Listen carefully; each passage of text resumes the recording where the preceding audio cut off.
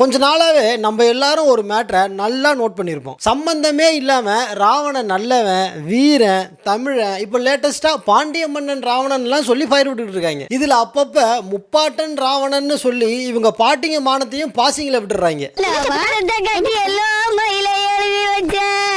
பதிலுக்கு நம்ம சிலோன் சித்தப்புவை போட்டு செதைச்சு விட்டா இவர் தான் நம்ம சிலோன் சித்தப்பு.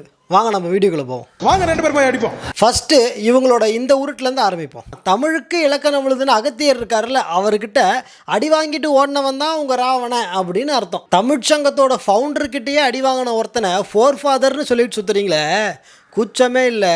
ஆனால் செவனேன்னு செத்தனா சிலோன்லேயே படுத்தனான்னு இருந்த ஆளை தமிழன்னு தூக்கிட்டு வந்து இப்படி அடி வாங்கி வைக்கிறீங்களாடா.